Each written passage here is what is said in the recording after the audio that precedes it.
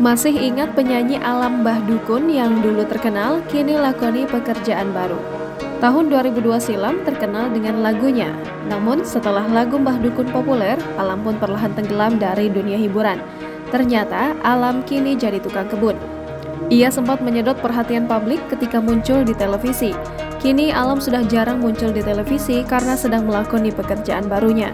Alam merupakan penyanyi yang sangat populer dengan single Mbah Dukun dan menjadi hits pada masanya hingga tahun 2002.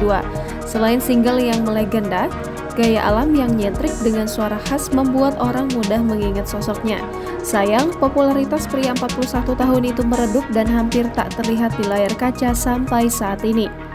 Namun, Alam pernah menjadi bintang tamu di acara talk show salah satu TV swasta tahun lalu. Dari sisi penampilan, Alam tak banyak berubah.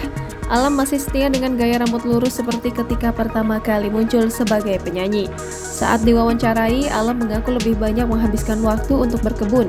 Meski tak mengakui punya kebun sendiri, Alam menyebut kota Jawa Barat sebagai tempatnya biasa berkebun. Sebelum memutuskan berkebun, Alam awalnya sempat berniat memelihara hewan ternak.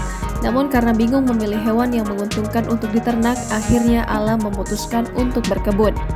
Namun bukan berarti Alam memilih pensiun dari dunia musik. Alam masih berkarya dan berencana merilis album kedua yang sempat tertunda perilisannya.